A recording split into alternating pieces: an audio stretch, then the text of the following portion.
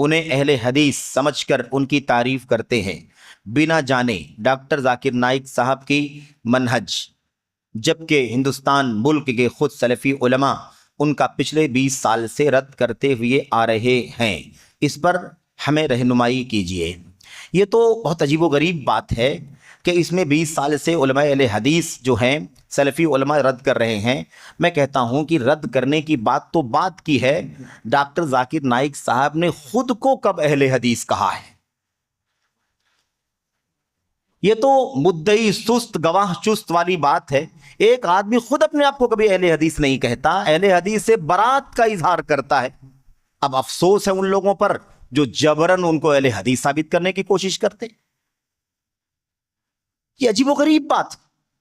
पड़ोसी मुल्क के उलमा अहले हदीस समझकर, पड़ोसी मुल्क के उलमा उनको अहले हदीस समझते हैं या अपने मुल्क के उलमा अहले हदीस समझते हैं, किसी को किसी तरह किसी की तरफ से समझे जाने से वो हकीकत नहीं बदलती। डॉक्टर जाकिर नाइक साहब ना अहले हदीस थे, ना वो हैं, और ना कभी उन्होंने इसका दावा किया, बल्कि आज भी वो उससे अपने आप की बरात करते हैं।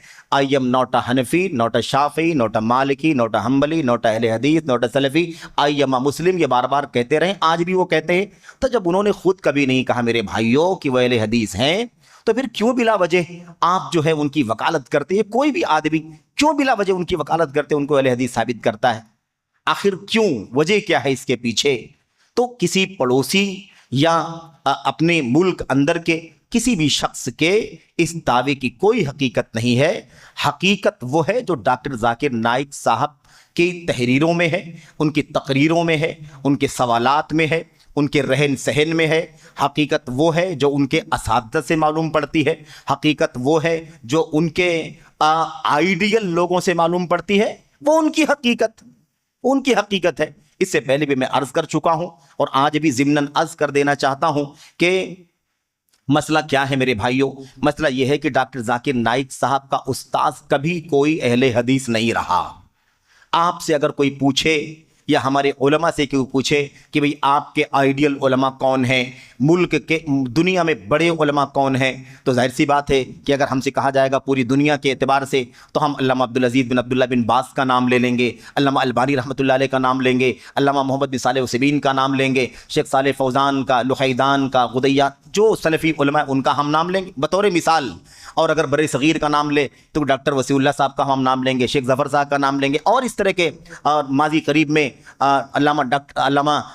शेख अब्दुल हमीद रहमानी रहमतुल्लाह अलैह का नाम लेंगे, या और जो हमारे किबार उलमा जामिया सल्फिया बनारस और जमात अहले हदीस के जो किबार उलमा गुजरे, हम उनका नाम लेंगे। लेकिन ना पूरी दुनिया में और ना कोई आजम में, हिंदो पाक में कोई एक भी सलफ़ी आलिम डॉक्टर नाइक साहब का मोतबर आलिम और उस्ताद नहीं है। और ये बात भी मैं खुद नहीं कह रहा हूँ, ये भी डॉक्टर नाइक साहब की अपनी शहादत है। उन्होंने खुद ये बात कही है कि हमारा सबसे ज़्यादा अगर कोई आइडियल है तो वो डॉक्टर अहमद दीदात हैं, और ऐसे कि दूसरा उर्दू दुनिया में सबसे बड़ा आइडियल है तो वो डॉक्टर इसरार साहब हैं, जिनकी इख्वानियत और अक़ल परस्ती और तावील और सूफ़ियत को हर आदमी जानता है, उसके लिए ज़्यादा वक्त नहीं दरकार है। ऐसे ही उनको अगर आलमी सतह के अगर उनसे पूछा जाए कि आपके असातिज़ा और आपके आइडियल उलमा कौन हैं, तो उनके ग्रेटेस्ट इस्लामिक स्कॉलर में मोहम्मद हसन ददू का नाम आता है, जो कट्टर किस्म का सूफ़ी और इख्वानी, और ऐसे ही सऊदी अरब के अंदर अब्दुल अजीज़ तुरैफ़ी का नाम आता है, जो कट्टर इख्वानियत की राह पर चलने वाला आदमी है, और जिसको सऊदी हुकूमत की तरफ से बहुत सारी सज़ाओं का भी सामना करना पड़ चुका है।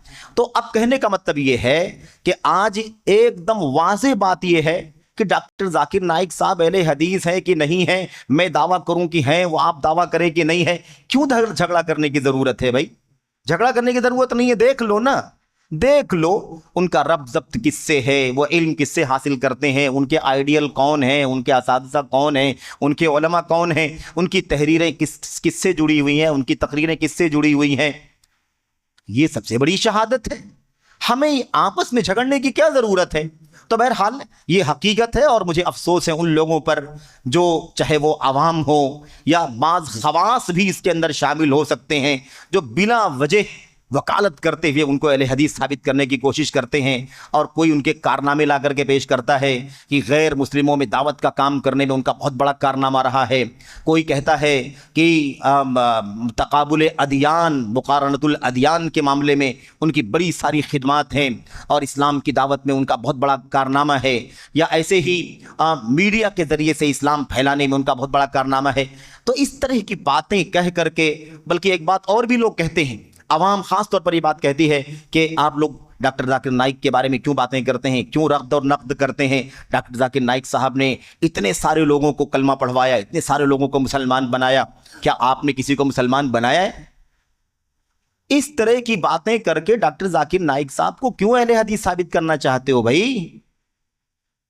इस चीज से क्या साबित करना चाहते हो कि ऐसा करके आप उनको अहले हदीस साबित कर ले जाएंगे? अरे भाई, वो खुद बरात का इजहार करते हैं अहले हदीसियत से, सलफियत से, वो अपने आप को मुसलमान कहते हैं, और ये अवाम खवास पता नहीं क्यों कोशिश करते रहते हैं कि उनको अहले हदीस साबित करें।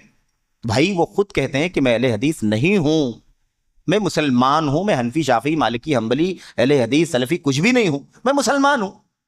तो इसलिए ये गलत है, और पड़ोसी मुल्क के लोग उनको अहले हदीस समझते हैं, उनकी तारीफ करते हैं, तो उनकी भी नासमझी है। अल्लाह से दुआ करें कि अल्लाह तबारक व तआला उन्हें भी डॉक्टर जाकिर नाइक साहब के अफकार, नज़रिया, और ऐसे ही उनकी तालीम, और ऐसे ही उनकी तकरीरों और उनकी तहरीरों, और जो भी उनका नज़रिया है उसे करीब से पढ़ने और जानने की अल्लाह ताला तौफीक अता फरमाए।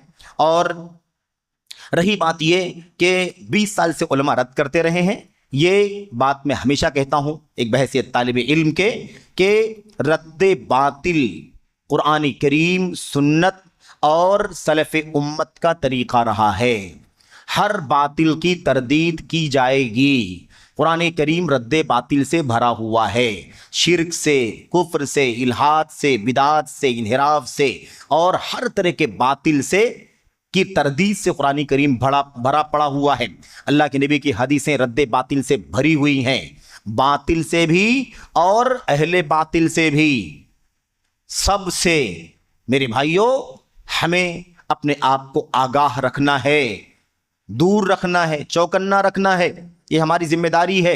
और उसके आगे बढ़ें सहाबा, ताबईन और उनके नक्शे कदम पर चलने वाले अइम्मे मुहद्दिसीन, तो आपको एक दो नहीं बल्कि सैकड़ों में, हजारों में किताबें मिलेंगी, जो किताबें हमारे असलाफ ने रद्द बातिल पर लिखी। सूफियत की तरदीद में, खारजियत की तरदीद में, इनकार सिफात की तरदीद में, ऐसे ही राफिजियत की तरदीद में, सूफियत की तरदीद में, इख्वानियत, अकल परस्ती की तरदीद में, इस तरह के जितने भी बातिल अफकार और नज़रियात हैं सबकी तरदीद में अल्हम्दुलिल्लाह हमारे असलाफ ने किताबें लिखी हैं। तो उलमा अहले हदीस 20 साल से रद्द कर रहे हैं, आगे भी रद्द करते रहेंगे जब तक कि ये हक़ अच्छी तरह से उनके सामने खुल ना जाए जो इस रास्ते पर चल रहे हैं। और साथ ही साथ दुआ भी करते हैं कि अल्लाह तबारक व तआला जो भी राह हक़ से हटे हुए हैं, कम व बेश, अल्लाह तबारक व तआला उन्हें पूरे तौर पर सुन्नत की राह पर, सलफ़ियत की राह पर आने की तौफ़ीक़ अता फ़रमाए।